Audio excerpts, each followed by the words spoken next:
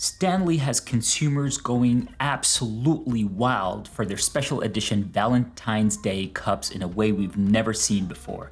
Check out these clips. She tried to grab my bag, you guys. Look at this, is insane. Look at this. I got extra for whoever. I'm good. In recent years, the Stanley Quencher H2O has created a craze around the country that no one can explain.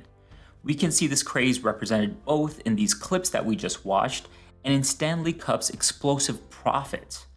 The brand is expected to finish 2023 with a revenue of $750 million, which is 300% increase since 2019. We all know the Stanley Cups are beloved by the nation, but the real question is why? Stick around as we dive into all the things that you don't know about Stanley, but need to know.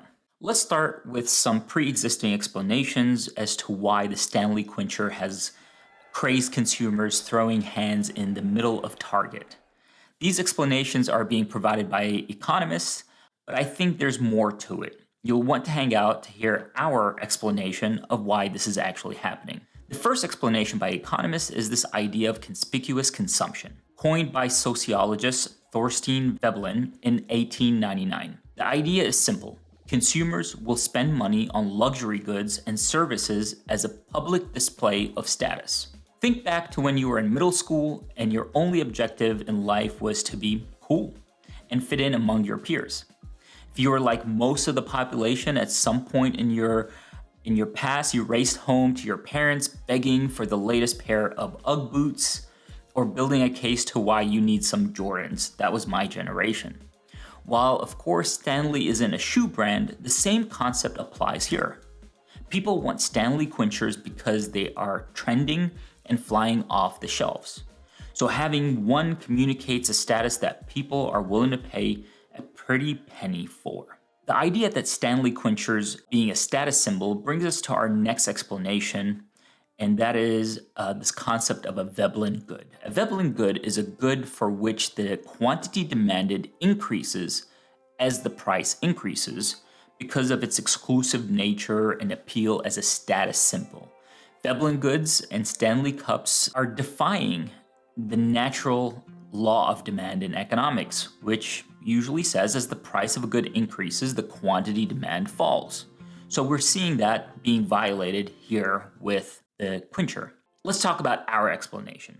These explanations that we've heard so far suggest that the Stanley Cup has created a craze around the nation based on their status. But the real question is, why does Stanley have such an insane status in the first place? And economics hasn't explained that yet. To help us better understand how Stanley gripped the nation and prompted consumers to start gripping the handle, if you may, we've brought in Jeni Bahrani, director of the Zembrote Center for Entrepreneurship and Innovation at Thomas More University. First, let's discuss the Stanley Quencher's appetite for risk. So they took on a risk that paid off.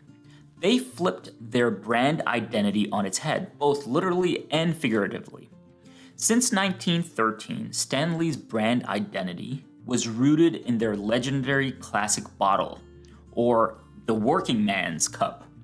The transition to Stanley Cup we know today and love began when the brand came out with this Stanley Quencher H2O in 2016.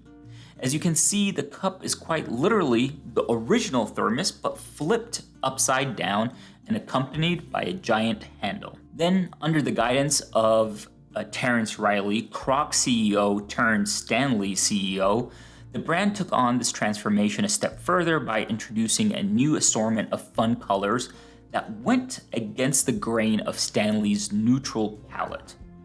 Almost overnight, these changes took Stanley from a brand of the working man to a brand for the working mom. The second thing, Stanley Quencher positioned themselves as one of the most functional water bottles on the market. If you've ever owned a hydro flask, you know that there's nothing more frustrating than the cup rolling around in your car with every turn because the base does not fit in the cup holders. With their slim base and large handle, Stanley core value proposition is that the cup fits in your cup holder on your way to work and that can be carried with you throughout the day. This makes the cup accessible for everyone, from moms on the go to college students running from class to class. Also, Stanley Cup capitalized on a trend in the market through influencer marketing. To learn more about this, we talked to Jeni Bahrani about how Stanley Cup leveraged creative marketing to reach a new audience and the influence of the buy guide. Take a listen. An employee mentioned a mom's group that started a blog called The Buy Guide.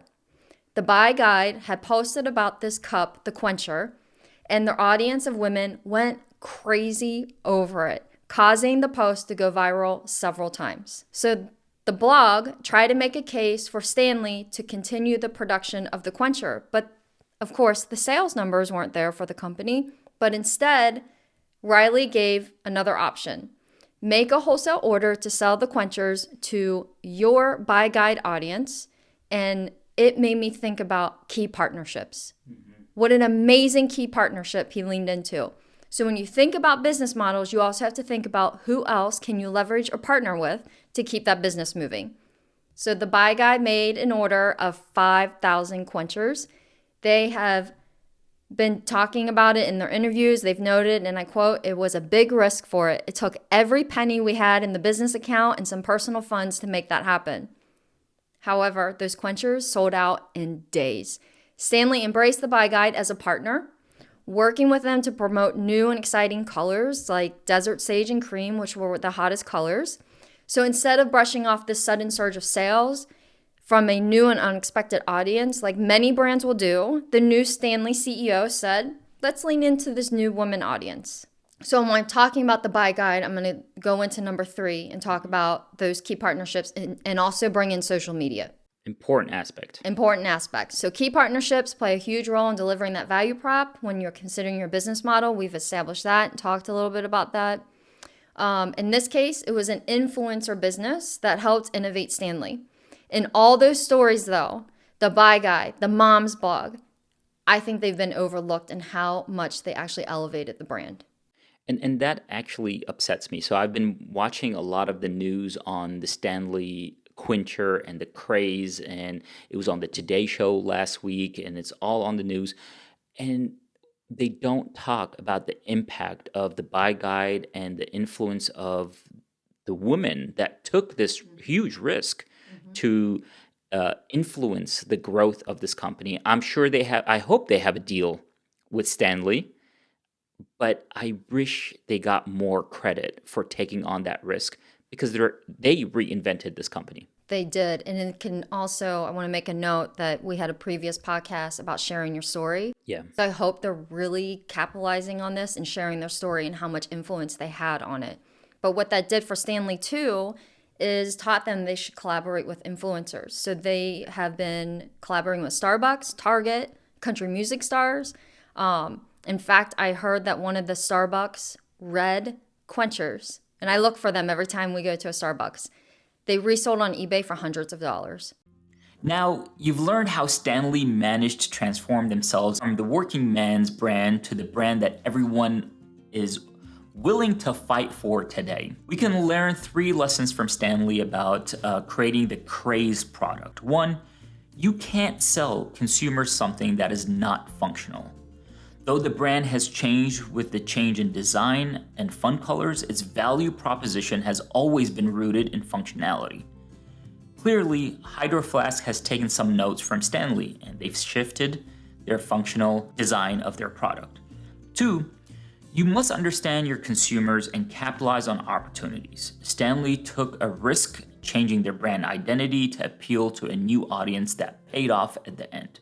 3 is the concept of scarcity. Scarcity is a good thing. Keeping the Stanley exclusive is part of what gives the cup its status. If everyone could afford and had access to the Stanley, the status and influence that the cup has wouldn't exist. Now you understand the economics of Stanley Quenchers. If you want to hear my entire conversation with Jeni Bahrani, make sure to check out our podcast that I will link. We go into more detail about the business strategy in our discussion, so that will help you be more informed. Leave a comment and tell us if you have a Stanley and what you like about it.